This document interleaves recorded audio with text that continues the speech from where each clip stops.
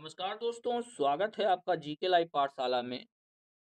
Uttar Pradesh police SI exam के लिए youth competition times का 51 राउंड इनकाउंटर सीरीज देख रहे थे, जिसमें से हम लोग जो है मूल विधि के प्रैक्टिस सेट शुरू किए थे। 10 प्रैक्टिस सेट हो चुके थे। आज आपका 11 नंबर का प्रैक्टिस सेट है। तो प्लीज आप लोग वीडियो को लाइक करिएगा, चैनल को जरूर सब्सक्राइब कीजिएगा।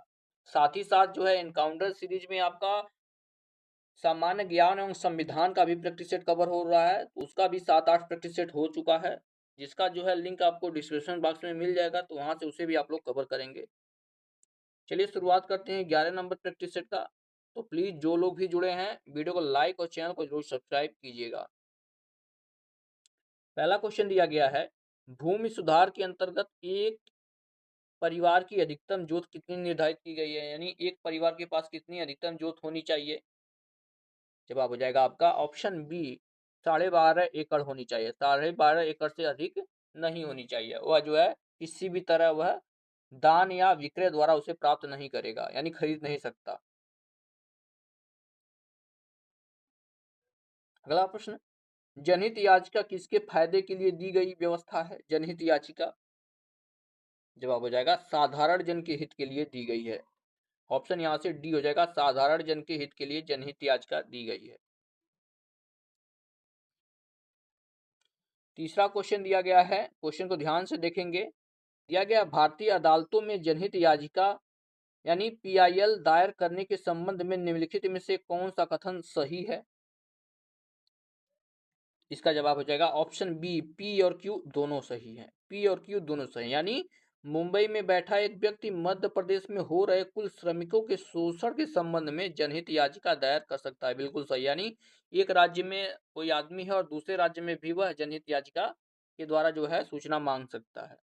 दूसरा दिया गया है, एक अदालत में जनहित याचिका को पीड़ित पार्टी या किसी तीसरे पक्ष के बजाय अदालत द्वारा पेश किया जा सकता है। ये भी सही, यानी जो है अदालत खुद उसको संज्ञान में ले सकती है बिना किसी के अपील किए हुए भी।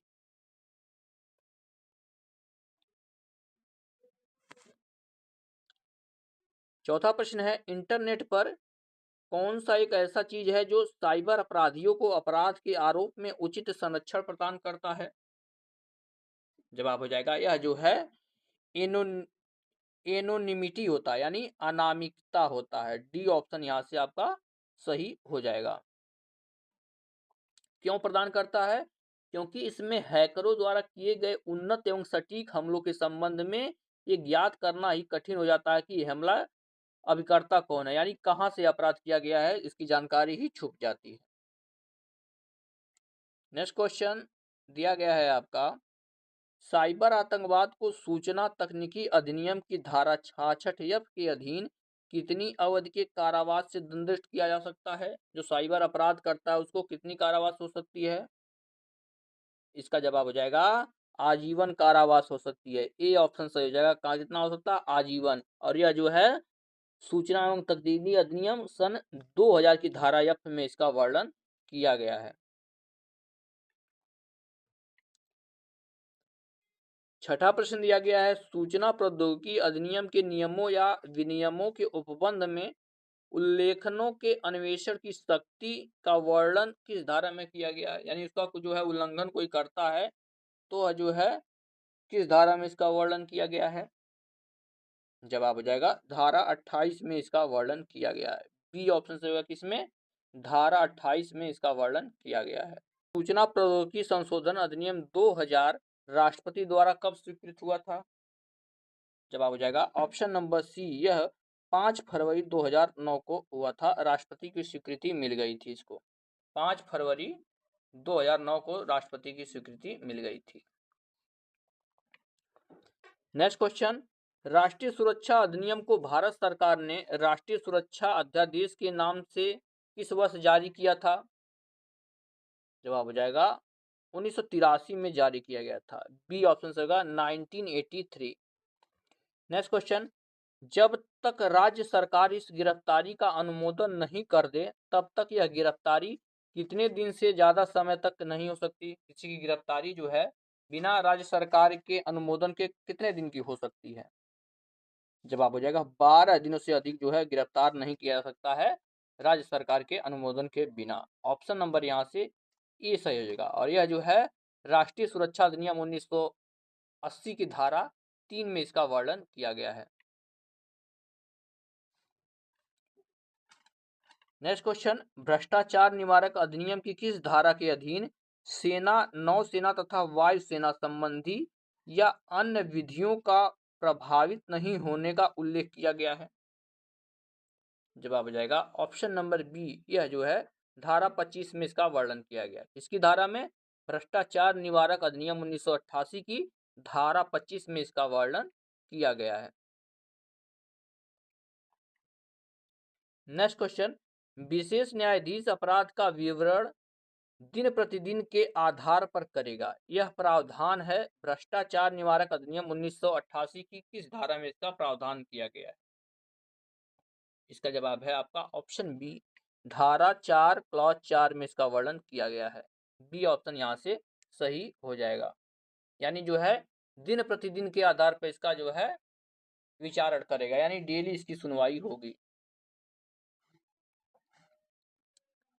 अगला प्रश्न, निम्न में से कौन सी आयकर की गणना के लिए कुल आय में से कटौती नहीं है? जवाब हो जाएगा व्यक्तिगत ऋण पर ब्याज नहीं है। ए ऑप्शन सही है। क्या? व्यक्तिगत ऋण पर ब्याज।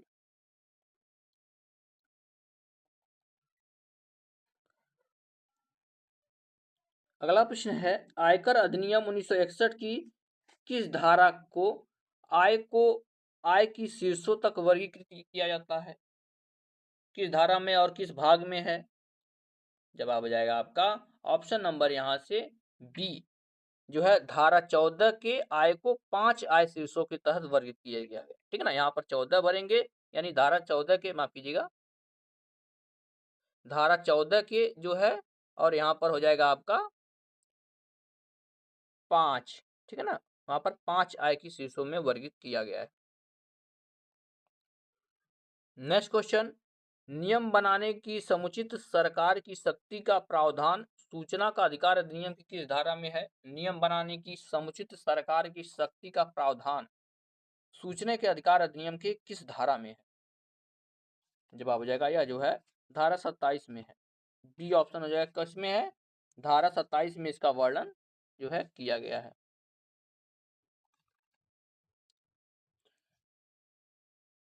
15 नंबर का प्रश्न है, निम्नलिखित में से कौन सी सूचना सूचना अधिकार अधिनियम के अंतर्गत उपयुक्त लोक सूचना अधिकारी से मांगी जा सकती है? जवाब हो जाएगा ए और बी दोनों मांगी जा सकती है। यानी कोई कॉलेज अथवा पाठ्यक्रम विश्वविद्यालय अनुदान आयोग द्वारा अनुमोदित है या नहीं, इसकी मांग की जा सकती है। दूसरा दिया है सांसद विधायक निधि का इस्तेमाल तथा ग्राम पंचायतों के व्यय का विवरण भी मांगा जा सकता है। आते हैं 16 नंबर प्रश्न की तरफ। इसमें दिया गया है, किसी एक देश में मानवाधिकारों को बढ़ावा देने तथा इसकी सुरक्षा और निगरानी करने के लिए प्रशासनिक निकायों द्वारा स्थापित राष्ट्रीय मानवाधिकार संस्थानों का एक वैश्विक तंत्र कौन सा है?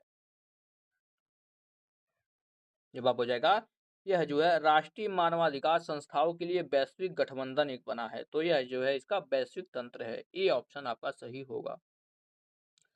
अगला प्रश्न है, राज्य सरकार द्वारा बनाया गया प्रत्येक नियम बनाए जाने के बाद यथाशीघ्र किसके समक्ष रखा जाएगा? जवाब हो जाता है ऑप्शन सी, राज्य के विधानमंडल के सदन के समक्ष रखा जाएगा। सी ऑप्शन इसका आपका सही होगा।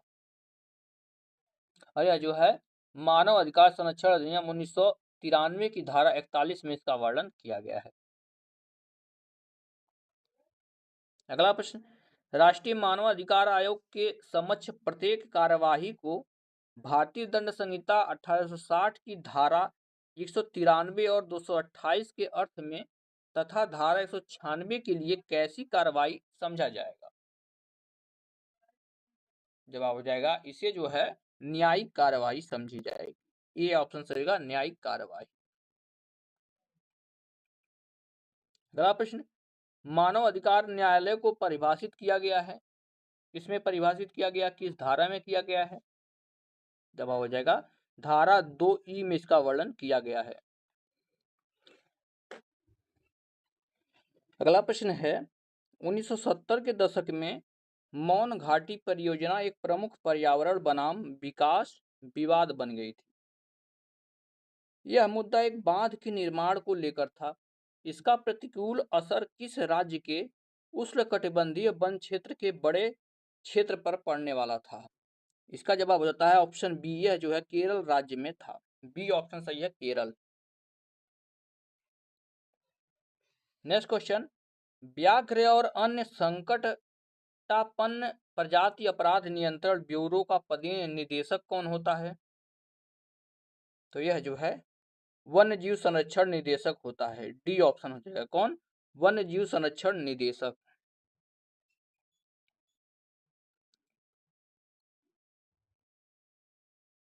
अगला प्रश्न है मुख्य वन्य जीव अभिरक्षक की नियुक्ति कौन करता है? तो इनकी नियुक्ति जो है आपका राज्य सरकार करती है। कौन करता है? राज्य सरकार करती है। नेक्स्ट क्वेश्चन देखते हैं। इसमें दिया गया है विभिन्न क्षेत्रों में पर्यावरण प्रदूषकों की ध्वनि रहित यानी सांद्रता की अधिकतम अनुज्ञेय सीमा कौन निर्धारित करता है? यानी इससे ज्यादा ध्वनि होगा तो ध्वनि प्रदूषण होगा। यह निर्धारण कौन करता है? तो यह जो है केंद्र सरकार करती है। निर्धारण केंद्र सरकार करती है। आपका ए ऑप्शन सही हो जाएगा।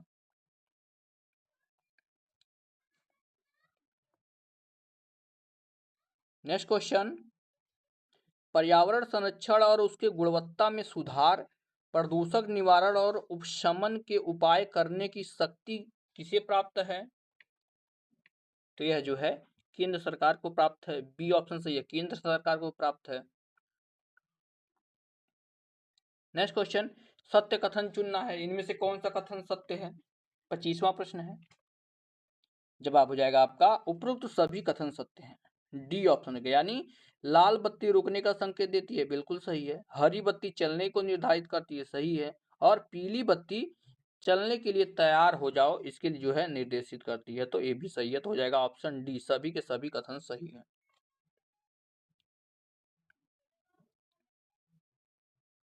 अगला प्रश्न, किस वर्ष की आयु से अधिक प्रत्येक व्यक्ति को मोटरसाइकिल चलाते समय या उस पर यात्रा करते समय एक सुरक्षात्मक टोपी यानी हेड गियर पहननी चाहिए? यानी हेलमेट की बात हो रही है।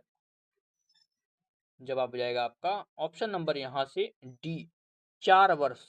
ठीक है ना, हो जाएगा आपका 4 वर्ष से अधिक की आयु जो भी के रहें, अगर मोटरसाइकिल पर बैठते हैं तो उनको हेलमेट पहनना अनिवार्य है। और यह जो है मोटरयान अधिनियम 1988 की धारा 129 में इसका वर्णन किया गया है।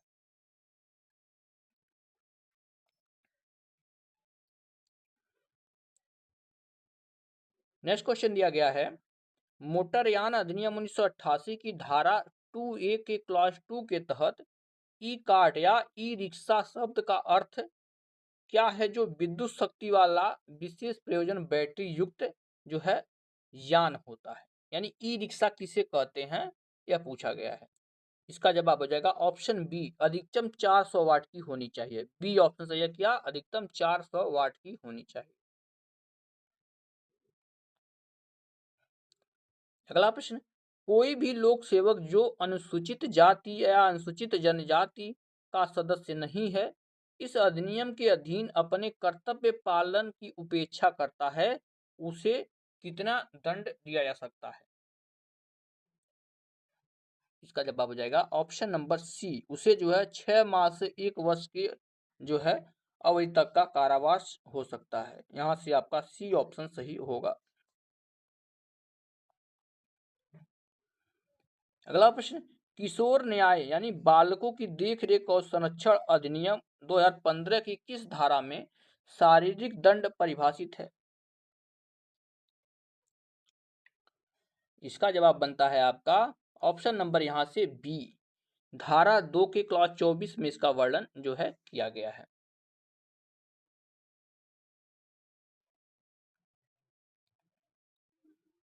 अगला प्रश्न है कोई पड़ोसी जो संबंधित सुरक्षा अधिकारी को घरेलू हिंसा के मामले में सद्भाव पूर्वक सूचना देता है, तो जो है यह उसका क्या है?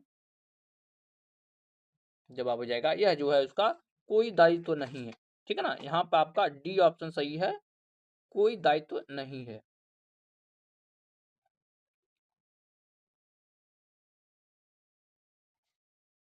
नेक्स्ट क्वेश्चन, अपराधी द्वारा कारित अपराध संज्ञेय अथवा असंज्ञेय जमानती है अथवा गैर जमानती है, इसका निर्धारण निम्नलिखित में से उल्लेखित प्रावधान होता है, इसके तहत होता है। यानी कौन यह निर्धारित करता है कि कोई अपराध जो है जमानती है या गैर जमानती है, संज्ञेय अपराध है या असंज्ञेय अपराध है, यह जो है कौन कहता है निर्धारित। जवाब हो जाएगा यह जो है दंड प्रक्रिया संहिता 1973 के द्वारा होती है। डी ऑप्शन सही होगा, दंड प्रक्रिया संहिता, जो कि कब बना था, 1973 में बना था।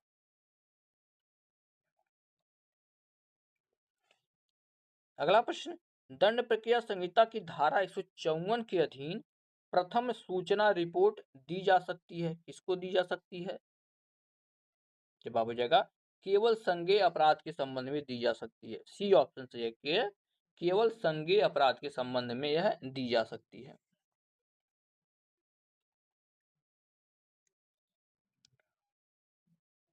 अगला प्रश्न है, दंड प्रक्रिया संहिता की धारा 2H में निम्न में से क्या परिभाषित किया गया है।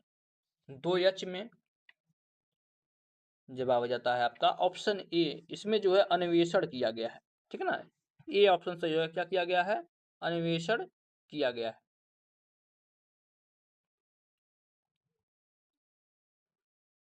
नेक्स्ट क्वेश्चन, भारतीय दंड संहिता निम्नलिखित में से किस धारा में आपराधिक मानव वध करने के प्रयत्न का उपबंध है, यानी वध करने का जो है प्रावधान किसमें किया गया है।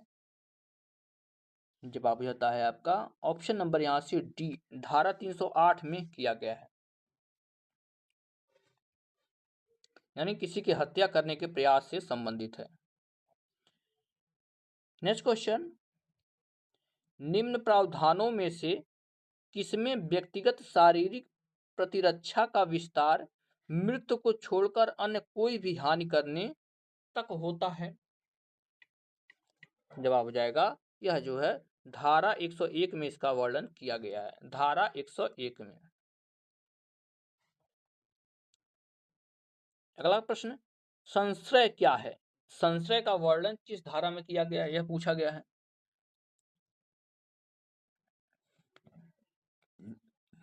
इसका जवाब हो जाता है संश्रय का संबंध जो है किस धारा से है। जवाब हो जाता है आपका ऑप्शन नंबर यहाँ से सी, भारतीय दंड संहिता 1860 की धारा 52A में इसका वर्णन किया गया है। सी ऑप्शन यहाँ से सही होगा। अगला क्वेश्चन है, अपराध के गठन के लिए निम्नलिखित में से किन तत्वों को होना अपरिहार्य है, अपराध के गठन के लिए। जवाब हो जाएगा उपरोक्त सभी का होना जो है, यानी कोई कार्य या लोभ का किया जाना, कोई कार्य या लोभ का किया जाना संबंधित है। दूसरा है आपका आपराधिक कार्य करने का आशय होना चाहिए, देखिए कोई भी कार्य करने का आशय पहले आता है। तीसरा है वह कृत्य विधि द्वारा वर्जित तथा दंडनीय हो, वही अपराध कहलाएगा। तो तीनों आपका सही हो जाएगा। 38 नंबर का प्रश्न है, भारतीय न्याय संहिता 2023 की धारा 93 से लेकर 99 तक किससे संबंधित है। 93 से 99 तक धारा किससे संबंधित है। जवाब हो जाएगा यह जो है बालक के विरुद्ध जो भी अपराध होते हैं इससे संबंधित है, आपका बी ऑप्शन बन जाएगा। 39 नंबर प्रश्न दिया गया है, भारतीय नागरिक सुरक्षा संहिता 2023 का अध्याय 5 किससे संबंधित, अध्याय 5। जवाब हो जाता है आपका ऑप्शन बी, यह जो है गिरफ्तारी से संबंधित, अध्याय 5 जो है गिरफ्तारी से संबंधित है।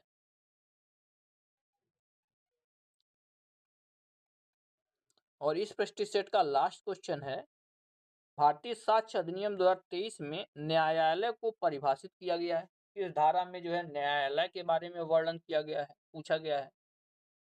जवाब हो जाएगा आपका ऑप्शन ए, धारा 2 के फर्स्ट के ए क्लॉज में इसका वर्णन किया गया।